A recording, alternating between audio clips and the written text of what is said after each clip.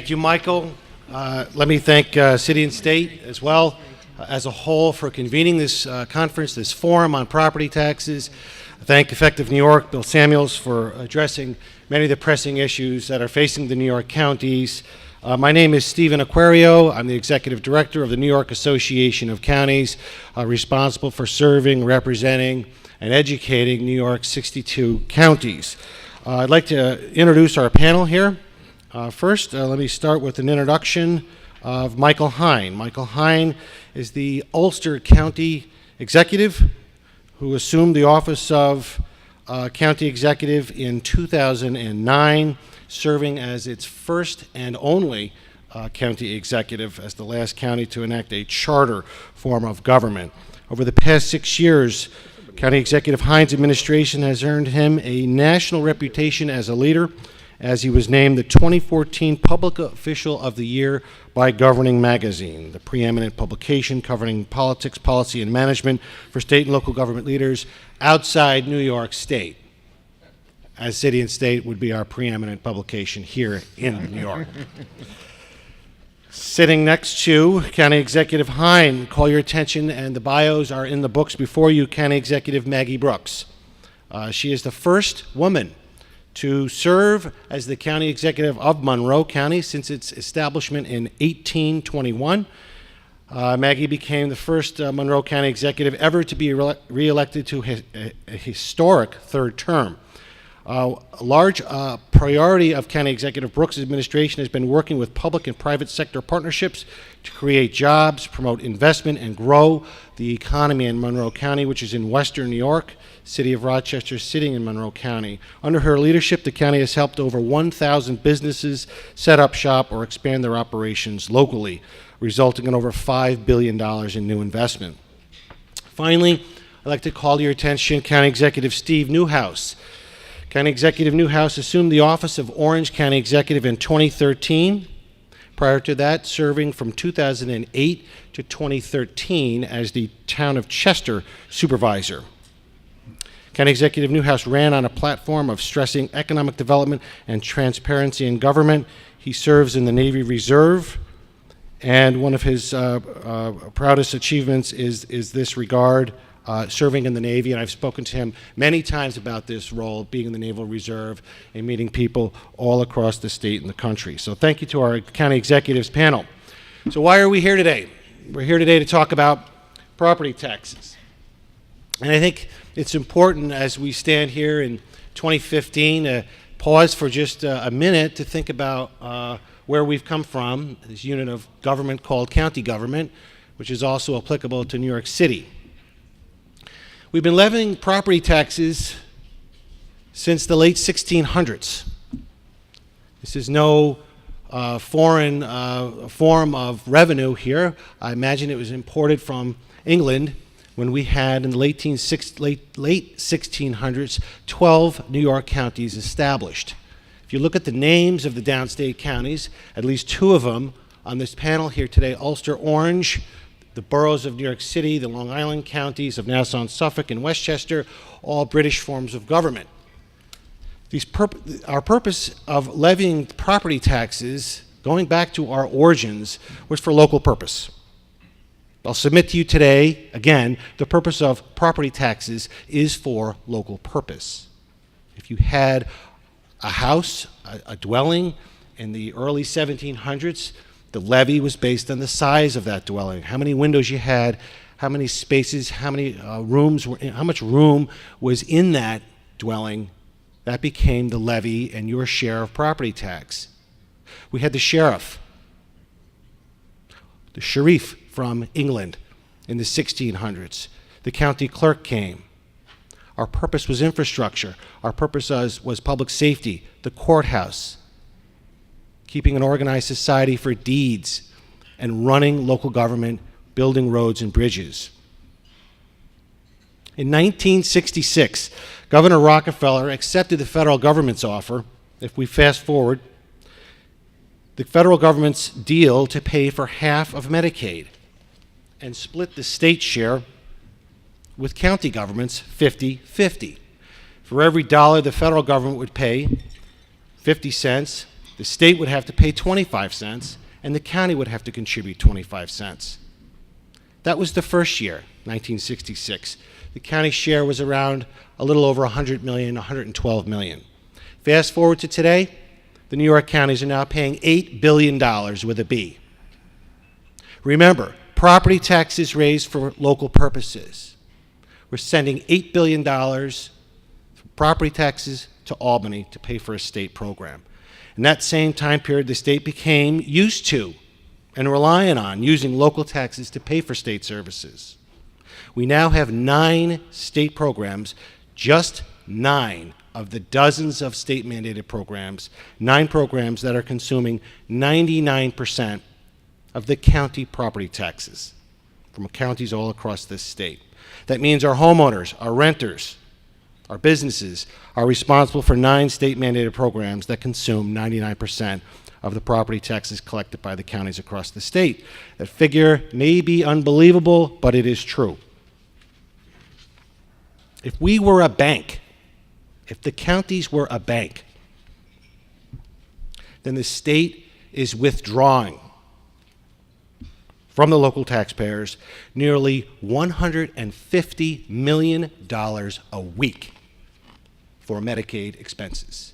Simply withdrawing from our bank accounts. That's how it works. It's called the weekly share. It's about $100 million for New York City and the 5 boroughs here, and about $50 million or $40 million for the rest of the counties. That's just Medicaid. If you add pensions in the 7 other state-mandated programs like probation, public assistance, child welfare, children with special needs, that adds up to real money. As the controller mentioned, our state policy has to bring local governments close to bankruptcy. The controller mentioned that we have never had a New York bankruptcy. But what will it take to get there? Is it the establishment of a control board, a local control board, which seems to be the state's policy of taking local governments to the brink? We've recently had state policy introduced tying a circuit breaker to a property tax cap. Is that good public policy? Does that make sense? To use local government officials and their decisions to provide an income tax credit, which are state decisions. We have concerns about that. Is it the right public policy? Is it good public policy? I think with that in mind and that backdrop, the panel discussion that you'll hear today is the modern day county. What they're discussing, what the pressures are with these counties across New York State. We have representatives from Western New York and 2 from the Hudson Valley that are here with us today. But what they talk about, what they speak about, how they interact in their daily jobs is reflective of all of the New York counties across the state, and to some degree, the mayor of the city of New York, who performs the same functions as the New York counties. So let me start by offering an opening statement, if you will, for each of the panelists, and we'll just go right down the row here. We'll start with County Executive Michael Hein, perhaps an opening statement, and then I have a few questions to ask of each of you. Michael. Well, I think first off, it's important to understand that the system is broken. Anybody who thinks that the system is working, I would defer to what happens in the private sector. If you're in the private sector and nobody is attempting to form their business model after what you're doing, then it should mean something to you. Usually it means that you're not on the winning end of that scenario. Well, when you look around our nation, you're not seeing a whole host of states saying to themselves, if only we could structure our property tax models after New York. And so with that as the backdrop, we have to at least start with that and be honest with ourselves. And then the question becomes, what do the changes look like? How do we ensure those essential services exist in our community? And obviously, since that is the core function of county government, ensuring essential services to people in need within our communities, how do we do that as efficiently as possible? And so I think that's a good ask at the state level. How do we do our job and do it well? I'll tell you, if you're looking for how things can be innovative, look to county government. That's what takes place on a fairly regular basis all around the state. I was the former president of the County Executives Association. And we went around the entire state on something called a Municipal Innovation Exchange. It's really Wikipedia for local officials to make sure that great ideas can be shared across the entire state and expanded upon. And that's really hosted at NYSAC. And again, I want to thank Steve and everyone involved in that process. But then there's a bigger question, and that is the state going to continue to use local government as a piggy bank to fund mechanisms and systems and processes that they deem critically important, both politically and socially? And then how are we going to pay for it at the local level? Because when you look at the trajectory of the losses that are taking place, the reality is it's not sustainable. Now, in Ulster County, we've taken the big strides that people talk about. You've seen a whole host of reinvention of government. We went from the brink of bankruptcy to now the #1 county in our entire region from fiscal stability, as listed by our own comptroller's office. But there are serious challenges before us, and if we're not careful, what will happen is you'll see nibbling around the edges at the county level until there is structural collapse, and that can't happen. So now the question is, how do we do something about that and make it different? Are shared services important? Absolutely. I don't think there's a county executive out there that doesn't embrace and understand the importance of that. Is it critically important that we reinvent how county government exists? Well, Ulster County, we're 32% smaller. Taxes have gone down for the last few years.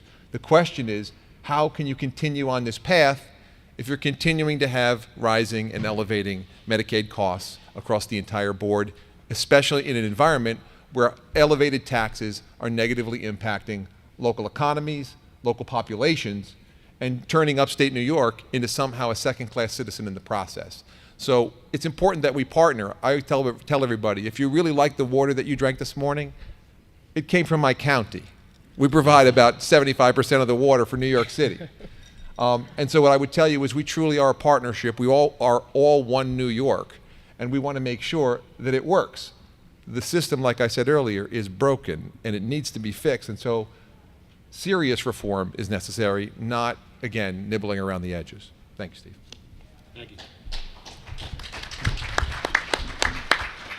Well, it's a pleasure for me to be here with my colleagues, and I want to thank EffectiveNY. I think Mike just put it absolutely in the soundbite fashion. The system is broken.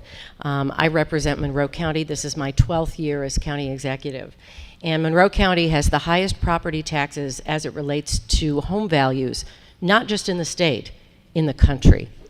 It's a designation we're not proud of and one we struggle with. You know, as county executive, I get asked all the time, why are property taxes disproportionately higher in Monroe County and in New York State than anywhere else? And my answer is always the same. Because New York State has far too many expensive state programs, and the state requires every county to subsidize a portion of those services. New York is the only state in the nation that requires counties to pay a local share cost of the magnitude that we do. It is not practical and it's not sustainable. As Steve said, counties were created to be a social service arm of state government, but we have become the bank for many additional programs ranging from public health to public safety. I recently passed a budget in Monroe County. It's a $1 billion budget. 85% of it pays for state mandated programs. That means I control 15% to be used for everything else, all the quality of life services that people expect when they pay their taxes. You can't run a household that way. You can't run a business that way. You should not be expected to run a county that way. But counties face other pressures as well. We've talked about the tax cap that the governor imposed a few years ago, where it controls how much our levy can increase year to year. In Monroe County, our voters approved a referendum, the Taxpayer Protection Act, that controls the amount of spending that we can do. We can't increase spending beyond the rate of inflation. Now, those are good things for taxpayers, and I certainly support them, and all are good first steps, but they fail to address that mandates are truly the driver of high property taxes in New York State. Every year I start my budget overcoming deficits between $32 million and $50 million a year. Those deficits are driven by underfunded and unfunded mandates because of state programming. In the portion of my budget that I control, we reduce expenses every single year. In the mandated portion, the costs have gone up, usually beyond the 2% that's required of counties under the cap. At NYSAC, and Steve mentioned this, we talk about the, I guess it's the 999 program right now, that those programs consume 99% of the levy collected by all counties. Certainly Medicaid is at the top of the list for the burden in that category, but in Monroe County, pension costs have gone up 181% since 2010. To me, in my county, pensions are the next Medicaid.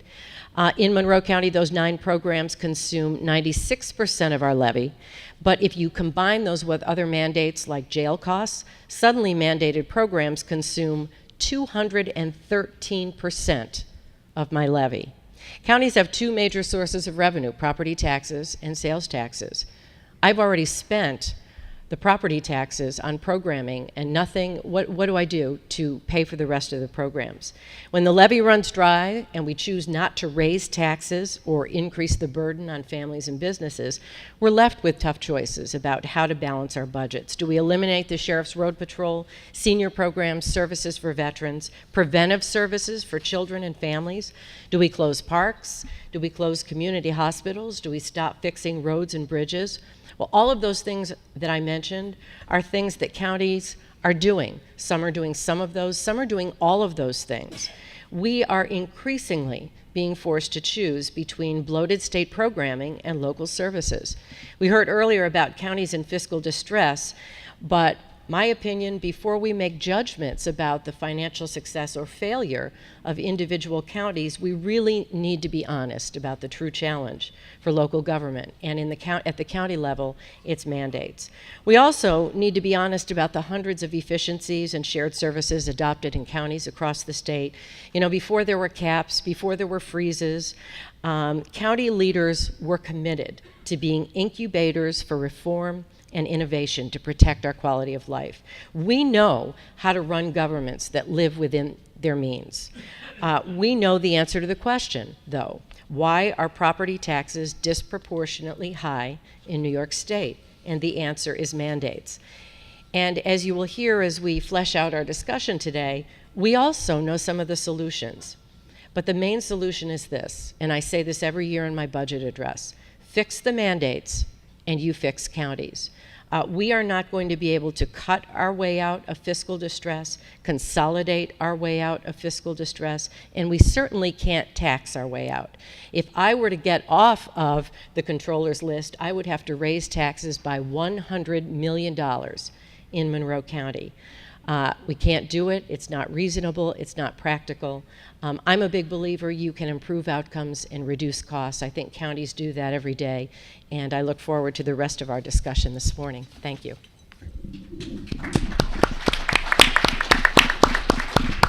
I'm just going to snuggle over this way. Sorry, Maggie, I'm out of cord. I'm honored to be here this morning. Steve Newhouse, I'm a brand new county executive, just about a year or so underneath my belt. Been in local government for a long time. It's great to be in New York City. I used to work in Tower 2, the World Trade Center, up until 2001. My county is known as the land of guns and hoses. It's the furthest north you can live and work for the city of New York, so we have a very disproportionately high amount of New York City firefighters and New York City police officers. We also have a very disproportionately high amount of military people, where the national average is less than 1% has served in uniform in America.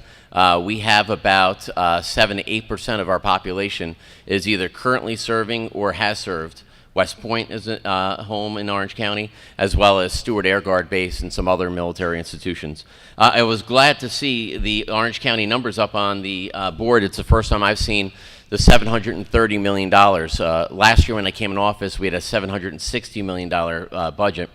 And I say that because when I have my friends like Mike Hine and Maggie and my friend Ed Day from Rockland County who's sitting in the audience, these folks are a couple of years or even many years ahead of Orange County. There's two aspects to dealing with the property taxes, in my opinion. One is we have to clean up our own house. The next is to ask Albany to get us some relief on the mandates. So what you've seen, in particular with my friend Mike from Ulster County, getting out of the business that government shouldn't be in. We are in the nursing home business. I'm in the home health aid business. That's the next thing I'm going to be tackling this year. And that is, I'll give you an example. We have 12 employees handling 48 patients in Orange County. And you can imagine the amount of costs that go with each employee. So we need to get out of these things and get back to the bare bones of government, and that is, to me, public works, public safety, public health. So what we've seen in Orange County when I came in office is a major downgrades from Moody's. We're still on a downward, I call it like a crashing plane, but we're trying to regain altitude. So I think we're just about hitting our plateau or at least the descent, and we're now going to be building the county back up from doing a multiple idea of things. One, getting out of business of private things, but also looking at how we do business in Orange County government. And we depend on Albany for a lot of relief and trying to implement some of these ideas. We need to get approval from the state. And it's not very easy to get things through the legislature, through the partisan houses. And it's very, there is an anti-tax message going out in Albany today. I look forward to the governor's State of the State address. Unlike other politicians, I haven't taken shots at the guy until he unveils his plan. But the centerpiece of the governor's plan is going to be, and I'm not telling these guys here, I'm talking to other people. So we're all in the same boat, I think, what you see at this dais and my friend Ed Day in the audience. But what you see is a major message from all parties now for property tax reform. And I'm coming from a county that's ranked in the top 25 highest county property taxes in the country.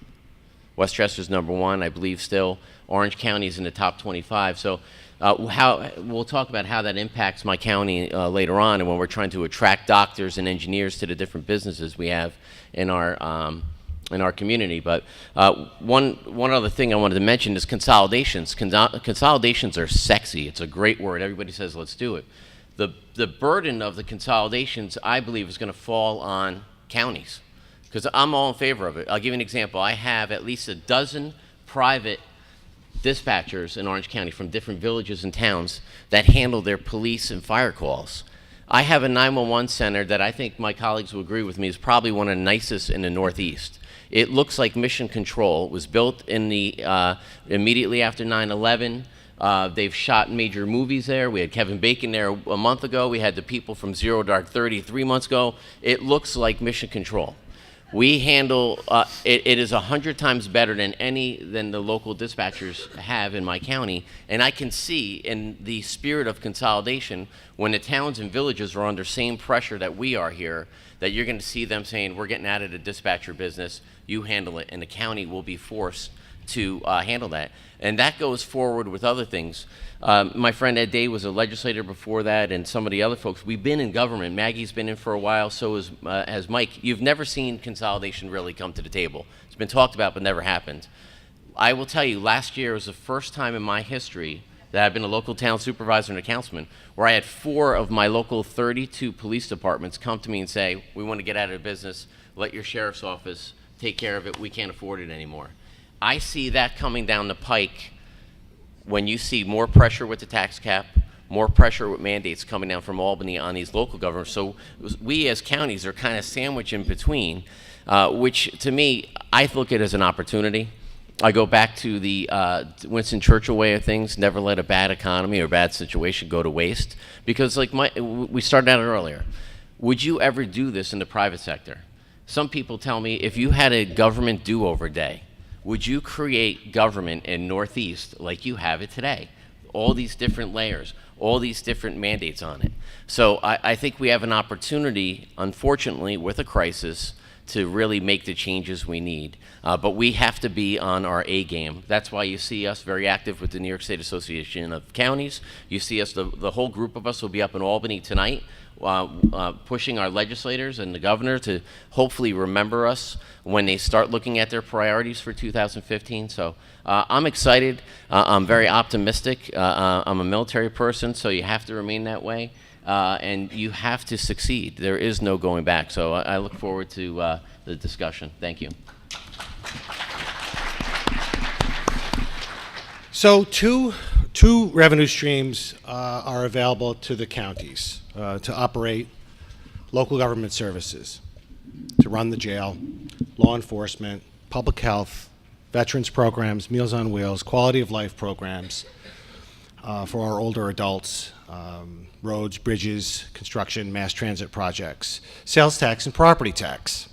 We've talked a lot about property tax, a brief mention on sales tax. We still have many New York counties that are still not back to pre-recessionary levels of 2008.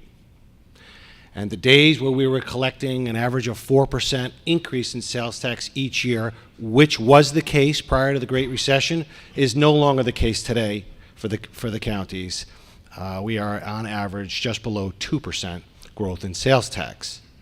So flat property taxes, a reduced sales tax base, the counties get zero state aid from the state to the counties, with the exception of CHIPS, a local transportation program.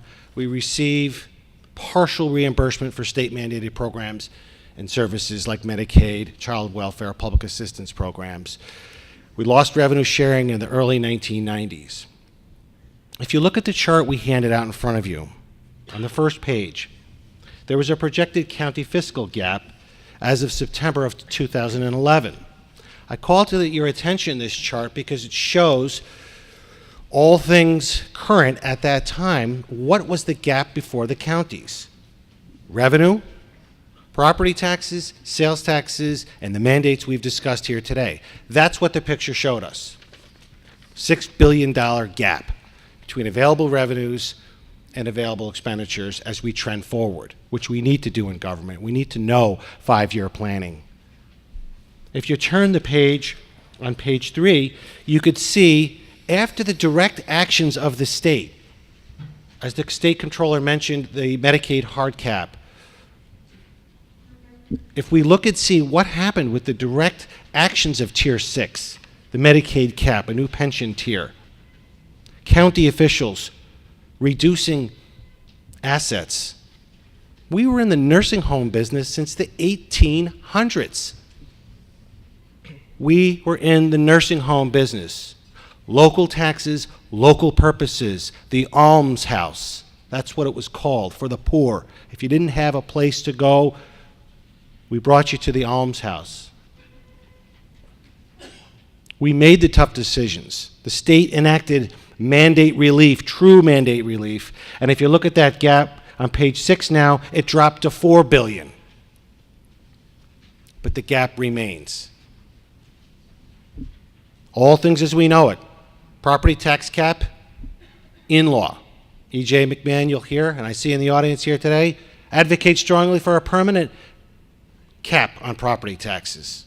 I'm not going to argue with that. Who could? Our taxes are too high. But we can't just stop there. There needs to be further relief from the state on the local operations, state-mandated programs. The gap is there.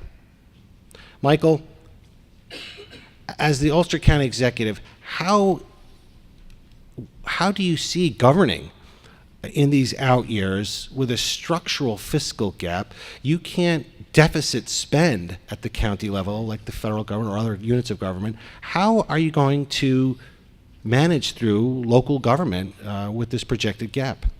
Well, again, Steve, I appreciate the question, but I think it's also important that we thank City and State for hosting the County Executive's therapy session this morning.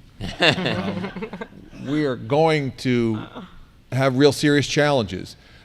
Again, I can look, and it's easy to look inward within my own community. When I said earlier that our county is 32% smaller, it's because we focused on what we're really all about, the delivery of those essential services. We talked briefly about nursing homes. Well, nursing homes, it's different for different counties, obviously, but in my particular county, we were hemorrhaging enormous amounts of money And it wasn't that the quality of care was so superior or any of those types of issues. We also had to embrace the idea of making sure that we didn't lose those jobs in our communities, because in many upstate communities, that's a real serious issue. We also didn't want anyone in any way, shape, or form displaced in these very serious challenges. So the models that we had seen up to that point around the entire state didn't work. It just didn't work. So we reinvented an entirely new model in the process. And I will tell you, I remember standing in my office and looking out the window, and there were hundreds and hundreds of protesters when I first went through this process. Now, as a county executive, that can't deter you, because oftentimes you know what the right answer is, but it may not be the easiest or the most politically popular answer. Well, we moved forward with this new model. It worked. By the way, in that process, when there were hundreds of people protesting outside, many of them were elected officials. The problem was, when it all worked out, and it did all work out, 10 months later, the quality of care in my community is better than ever. Access to care is great for everyone, regardless of your ability to pay. The jobs remain, not one person would displace. It all worked. The underlying issue here is, in my community, every elected official in my community, if you ask them, had some say in making this a reality. And so there are substantive major changes that we have to do internally and change the structure. That's true. And we have to be courageous in the process. And we have to be thoughtful about all of those things like jobs and labor and a whole host of others. But we still have to be courageous. On the other side of the coin, when you look at charts like this, it's crystal clear. If the state will not change, there's only two things that are going to happen. Taxes around the state are not, they're going to be community after community after community unable to meet the burden that comes with trying to retain your taxes at the current level, or two, is services will be reduced. Neither of those are acceptable answers, and so we need a true partnership, and I think that's what's happening at today's event. I think counties are simply saying we need a real partnership in the process. The city of New York needs a real partnership with Albany. Counties need a real partnership with Albany. It has to be a symbiotic relationship where we, again, embrace this fact that it cannot be the way it was, because the way I would say the iceberg is approaching. We have the ability to turn the ship. The question is, do we have the will? That's a to be determined. County Executive Brooks, for the past 7 to 8 years, you've proposed budgets that have frozen property taxes and held local discretionary spending below inflation. Given what you've seen on this JAWS chart, this fiscal gap that exists in the out years, how will the County of Monroe function in these out years, given these facts? Well, I think our county is one, and I know a lot of my colleagues agree with me that we have to make the commitment at the local level to protect taxpayers. And so it's been an ongoing commitment. It's harder and harder each year to honor that pledge to keep the property tax rate stable. But I want to piggyback off of something that Mike said. I hope the message here today that you're not processing this as counties good, state bad, and there's nothing in between, because I do really believe that there needs to be a partnership between counties and the state to look at how we can help the state actually provide some of this programming in a cheaper fashion. I go back to a NISAC-led initiative a few years ago around Medicaid fraud, waste, and abuse. We partnered with the Association of Counties. There were 11 counties that entered the pilot. We worked with the state. Not only did we save money at the local level, but we saved money for the state. The state talks about, taking over the growth of Medicaid, and that's really as far as they can go because the state has its own challenges. I get that, but there are times when counties can actually help the state because we deliver the programs, so we're seeing where there can be efficiencies and more effectiveness. So we can pilot those opportunities, we can share those opportunities to help the state look at doing things differently with some of those major programs. One other thing I do want to mention, and we talk about property taxes and the challenge of mandates, But increasingly, there are other things now that are kind of handcuffing what we do. The governor has, and I support it, it's a great initiative, the Regional Economic Development Council initiative, where the regions come together, stakeholders are brought to the table, they're led by private sector individuals in your community, and the community, you know, comes together around priorities, and we compete for pots of money to fund those priorities. It's well-intentioned, I support it, I'm part of that process. But what's happened, one of the unintended consequences, is that we used to be able, as counties, to go to our individual legislators, to go to an individual state department, to leverage resources for public infrastructure, which is critical to quality of life. We no longer have that ability because roads and bridges are now swept into the council process, and they compete against things like housing and tourism and you know, a whole list of other things. Education. It's not necessarily bad, it's just a different way, and we're really struggling to figure out where do we find those dollars now. We don't have it in our budget, so where do we go? So I think if we could be partners with the state, I think we could really help them create efficiency in some of these more sweeping state programs. We can meet some of the challenges at the county level, and again, as I said before, improve outcomes by reducing costs. And I think that's what we all want to do in our communities. Let's leave the last word with County Executive Newhouse to wrap up the formal presentation here, trying to stay on time and meet our 10:45 deadline here, but save maybe a couple of minutes, okay, Michael, for a few questions that we may have. Steve, to sum up the discussion we've had here today, we've been through state policy that's capped property taxes, all local governments.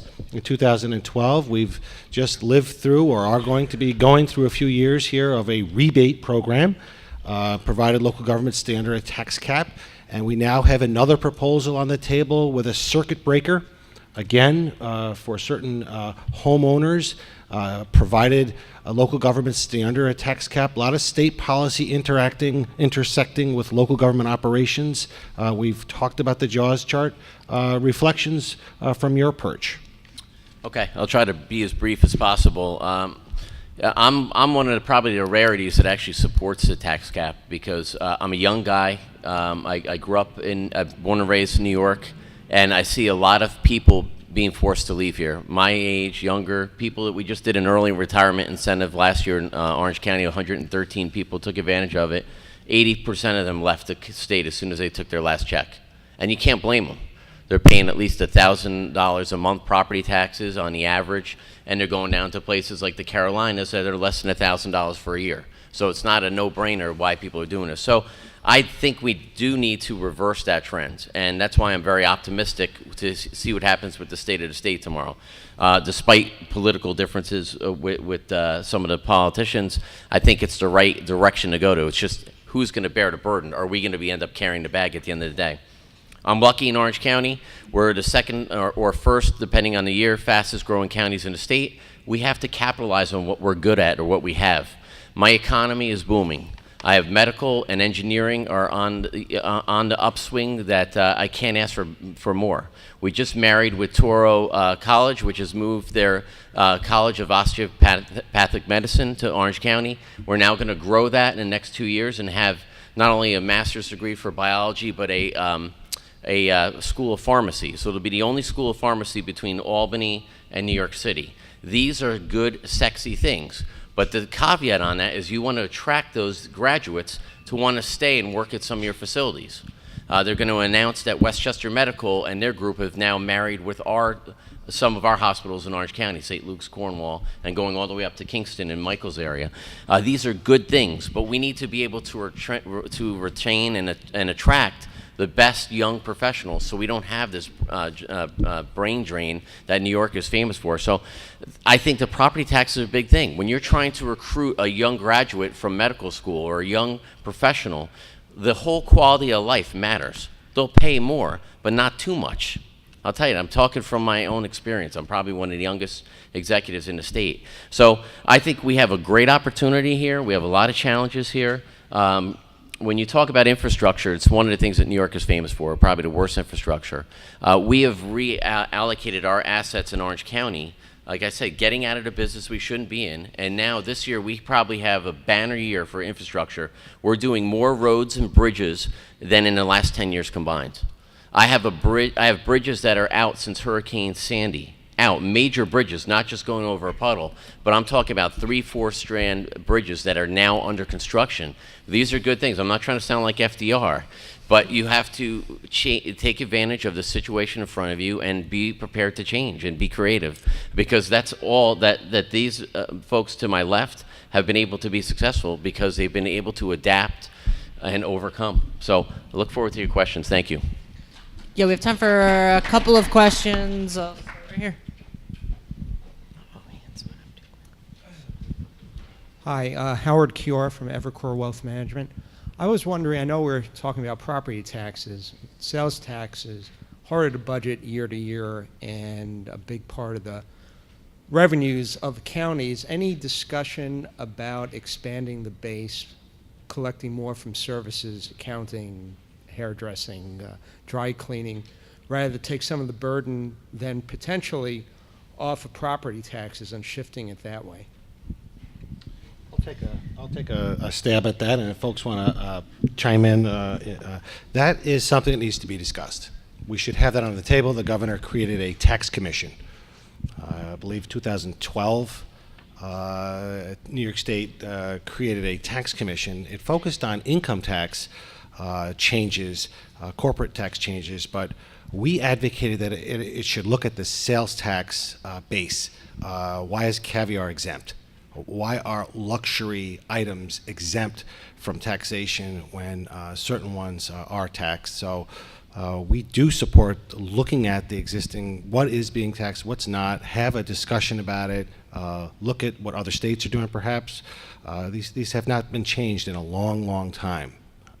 Anything else? I was just going to say, I think why that's an important discussion is that a lot of counties in New York State share their sales tax with other municipal partners. In Monroe County, I think there's only 2 counties, and we're one of them, that actually share sales tax with schools. And we actually give away more of our sales tax than we keep. Shame on us, but whoever made that decision was before my time. But I think it's a critical discussion because we have to be able to come up with different ways to relieve the pressure. And we do put an awful lot of burden on property taxes, and what we need, we stretch that only so far. It only goes so far. And so I would support that conversation, although, you have to be very mindful that the small business community will immediately tell you, you may solve one problem, but you're going to see, a bigger burden on business, and the risk of flight increases, but I think it is a reasonable discussion at that time. I think Maggie's point is also extremely well made. Nobody says it's your county taxes that are driving me from this community. It's the cumulative. It's all of it. It's the entire burden all together, school, county, towns, villages, whatever it may be.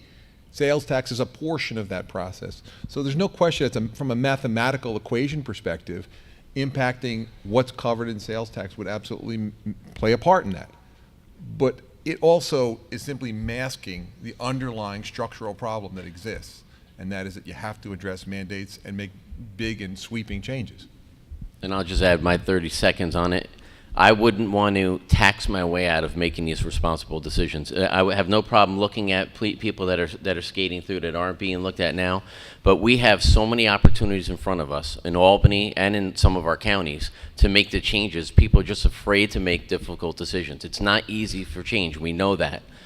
So I have no problem looking at that, but I would be very hesitant to raise any taxes or tax or fee my way out of a mess that we can really get out of ourselves.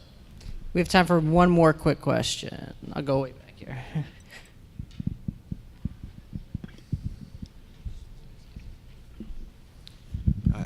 My name is Arthur Schiff. I'm a lawyer in New York.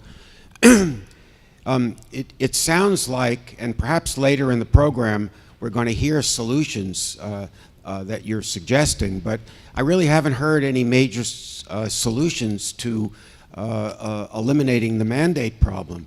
It sounds like what's necessary is reducing services at the state level so as to reduce the need for property taxes at the local level, or reducing or raising state taxes to make up for the amount that's being taken from the counties.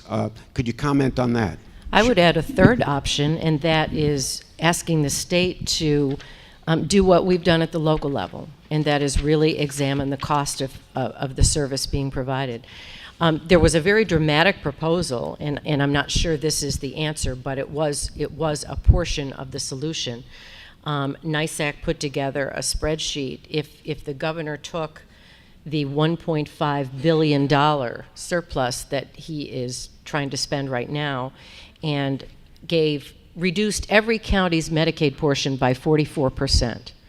In Monroe County, I could reduce property taxes by 23%. Now, it's a one-shot, I get that. He would have to come up with that money every single year, so I understand that, but I think the underlying principle is that you can show the correlation between efficiencies in Medicaid, reducing the cost and size and scope of that program, and property tax relief.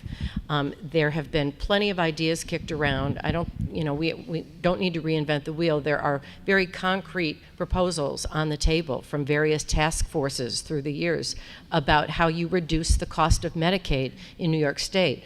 A lot of it is just having the political will to do it. And I think if you can get to some of those solutions, and I was on one of those groups, if you can get to some of those solutions, you will reduce the cost of Medicaid. You will see the correlation in reduction in property taxes. I also think your point is well taken, but there's a reality here.